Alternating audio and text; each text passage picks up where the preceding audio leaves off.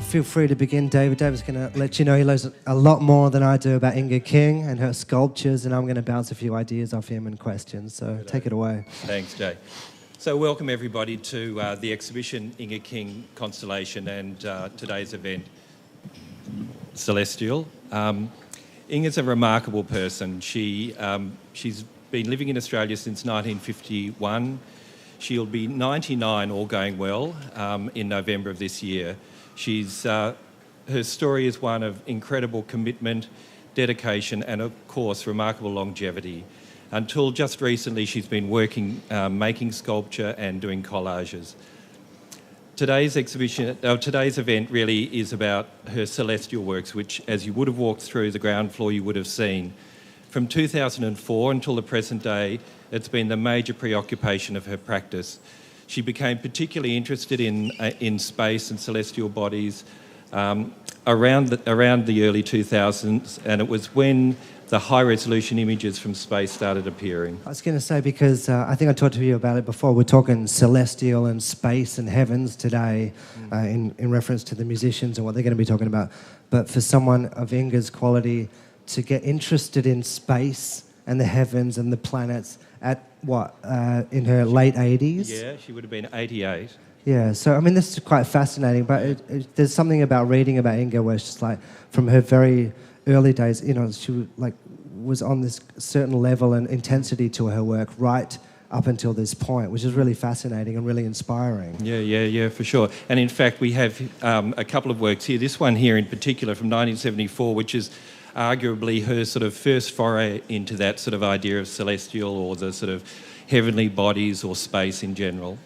You were telling me about before, and I was kind of fascinated, of course, because a lot of the works that Inge does is massive, and they're in outdoor spaces, and there's Forward Surge, which is down the Art Centre, which this is an exact replica here, isn't it? This is the maquette for Forward Surge. So, the idea of the maquette, though, is new to me, and of course, you would have to make a model of such a huge sculpture and idea before you took it to fruition, and of course manufacture. Yeah, Absolutely. And in the same way as a painter might draw to work out the final composition, for Inge it's a process of making a small version, a maquette, and we have some examples here. In fact, this work, Black Sun, we can see the first version of that, which was in balsa wood, a slightly larger version that she did in cardboard, this version, and then there's two monumental versions at 2.4 metres, one in Canberra and one in Mildura. And the whole idea of her beginning in a small scale is like her preliminary sketch.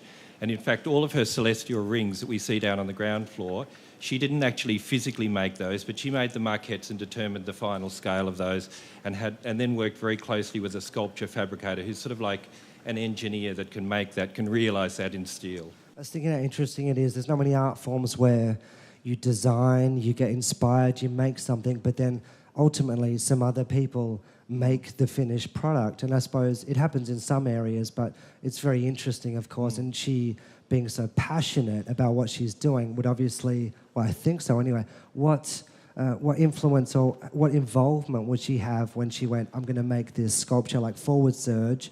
It's going to be made, though, in a factory. So how does she get involved at that later point to make sure it's exactly as she wants? And also, what's interesting, does she use certain people? Because you can't just get some steel manufacturers. They have to be okay with artists going, you've got the polish wrong. It has to be exactly right. Exactly, yeah.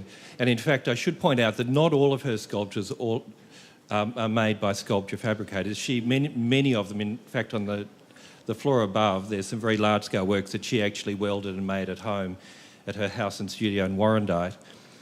But yeah, your point, Jay, about working with a fabricator is actually really important. She has two engineers that she works with most commonly, and we had one work come in for this exhibition just 2 weeks, or just, in fact, the week before the exhibition was due to open, straight from the sculpture fabricator. And that's a work that she'd been working very closely with him on, and I was there when he came out to the studio, and I know she'd been out to the factory to see it in process and ensure that it was actually being made the way she wanted it. So are these two guys that you're talking about, are they someone she's worked with for many, many Yeah, years. yeah. I imagine she gets attached to making sure that she has the right team to Yeah, take absolutely. her vision to fruition. Yeah, in fact, JK Fasham, who's an engineering company in Clayton, made Forward Surge for her in the 1970s, and that's now a third generation company that she's been working with. So, they've continued this very close relationship, and in a way there's a sort of sculptor's hands when it comes to making these monumental Can you tell works. me about these companies that have made these sculptures for her? Obviously, they're not just because there's not a million sculptors around. Do these people make other things in their other time? Are they off making the buildings like this at the same time, or are there people dedicated to bringing sculptors? Even though I can't imagine there's not a lot of work in that. You know what I mean? So, It's a bit of both. Fashams are an aluminium window company as well, so they make specialist windows and do specialist architectural fittings when they're not making sculpture. But the sculpture fabrication is much, much more a significant part of their business now than it has been for many, many years. The other sculptor founder or fabricator is out in Brunswick, and he concentrates purely on making sculptures, large-scale sculptures. If we can get back to the main theme of celestial theme, do you know why Inge was interested in such themes, or was it just something was it a progression from previous times or subject she's been working on, or do you know anything about why she went into this kind of world? Well, it really goes back to the 1970s, and her partner, Graham King, whose work we see in this adjoining gallery, together they shared this real interest in the universe. And if you look at some of his works, we've got things like eclipse and we've got solstice. They were working on these sort of parallel themes really from the 1970s right through till Graham's death in 2008. So, it was something that I think they shared, an interest they shared. Sure. An interest in the universe, do you mean just in general, or religious themes, or the way the planets worked together? Because some of her work, of course, is like related to planetary alignment or things like that. Was it the specific science of how the planets work, or just a general fascination with the universe? I think her fascination with the universe was really probably the most inspiring aspect of this. Yeah. Sure. And Inge, of course, what year did she come to Melbourne? She arrived here in 1951, and so really since that time she's been a major figure in the development of modern sculpture or a modern sculpture tradition in this country. Yeah. Is Inge known worldwide?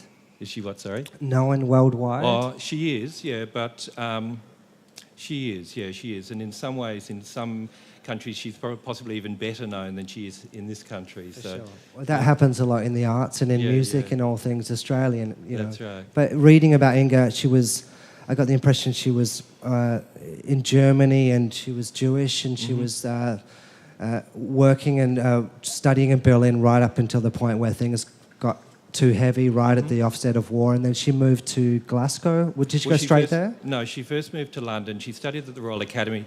The Royal Academy had to close after a couple of months because of the war, so then she moved up to Glasgow, and really she did an undergraduate and then postgraduate studies in Glasgow, and then from there she travelled back to London, studied at spent a bit of time at the Abbey Art Centre, and then after that met Graham, moved to Australia. And from that point on, she did no more study. She basically came to Australia and just began to work from that point on? She did, yes. She, when she first arrived here, she and Graham moved into Graham's one-room studio in Burke Street in the city here. So she didn't have a lot of space to make sculpture, so she began by making jewellery, which was sort of, for her, sculpture on a small scale. And that provided an income in the early years, and also, meant that was, we've got examples upstairs, that was the bulk of her practice, really. For sure. I mean, has she, because I know you've met her a few times, right? And you guys are considered friends, so you would have had conversations together. Yeah. She must have talked about, like a lot of people, like my grandparents who were Poles at the time, left Poland because of the war, and Germany. What was it about? So did they choose to come to Australia? And is there a reason why they came here? Because I'm interested in the effect that a very passionate artist who was already working in Europe came to Australia. I'm just trying to think of, I wonder what influence the Australian landscape and the art world here had on her, and what might have been different if she'd moved to, say, America or just back to Germany. I'm not sure. Yeah. Well, she often talks about that, actually, and I should say that I worked very closely with Inge in putting this exhibition together, and in fact she was instrumental in, deciding where the works were to go and which works we chose. But it's a good point, and I think that, because there was a point where she could have gone to America, and in fact she'd been awarded a scholarship that meant she could study in America if she wanted, but Graham was Australian and he suggested to her moving to Australia and setting up her practice here, which, in hindsight I think was a really good thing. She found the Australian bush a challenge, but a good challenge, and she talks about that being very much part of her early work, and her response to the bush is actually has influenced the way her work is actually constructed and made. I was just going to cut in one of the questions that I've got for the musician later, which I found out about. It was her talking about the Australian landscape and how when she has a work commissioned for her, I'm thinking of the work I saw recently at the Heidelberg Gallery, and how she kind of has to go down and see the space beforehand before she will sign off. She won't just bring in a sculpture and put it down in a field, and she's saying she first had adapt her idea to it, saying the Australian landscape is enormously powerful. I think she has to, what she terms, conquer that landscape with her sculpture. I love that term, conquer her landscape, because you can't just... You see a sculpture occasionally in the front of a building or in a bush block or whatever, and of course, she hasn't just gone there off the back of a truck and put this in and hoped that it would work. There's a lot to take in, and I love her respect and love of the Australian landscape. And she talks about being able to conquer the Australian landscape through simplicity, which is a sort of another sort of key aspect. And in fact, on the stair landing down here, there's a maquette for a work that's on the Eastern Freeway called Sentinel, which I don't think you could find a more hostile environment. Are they the red rings? Yeah, no, not the red rings are on Eastlink, but Sentinel's the one on the Eastern Freeway. Sure. But both of those, they're both really hostile environments, cars and trucks, and yet the works really managed to hold their own within that sort of environment landscape. Do you think she talked about how humans could interact with her sculptures whilst there's really no other way to interact with them except for a brief second while you pass through in your car? Right. Well, that's another challenge. I think they have to be strong enough to be able to sort of hold themselves in that, for that moment, that fleeting moment as you pass. Does Inge enjoy getting commissioned for works like that? Or to her at the moment, would she do that just because it's work and she'll go, of course I can do that? Or would she pick and choose between such things? Because I imagine getting someone ask you, can you put a sculpture in the middle of the East Link? It is a hostile environment. It's also very strange. It's also a place that's been stripped of its beauty. Yeah, true. A very strange thing. So does she just find that intriguing, do you think? Oh, she wouldn't accept every commission that she was offered, I know that, but she would choose. But I think she likes a challenge, and I think in both of those cases, they offered that. Either way, it's really nice to be talking about someone today who's had such a fascinating life story, escaped the war, escaped persecution, studied and worked in so many places, and ended up in Warrandyte, a place I lived for a year recently. I didn't know she lived there. I was very fascinated to hear that. And just another example of amazing people around Melbourne who've worked here and have created some of the best work historically that Australia has to give. And an enormous... I don't know, as a curator, you couldn't ask for a better sort of a better opportunity to have than an artist who, in this exhibition, we cover 7 decades of her practice. That she could be here to enjoy the final exhibition, and so from that point of view, it was a great honour and a rare privilege, I think, as a curator to be able to work on a project like this. Yeah, because we can't reiterate enough. Inge has been in Melbourne for a long time. She's how old now? 98. 98, still living here, still working? Still working, but she says she's hung up the torch. She stopped welding at 90, but she is still working.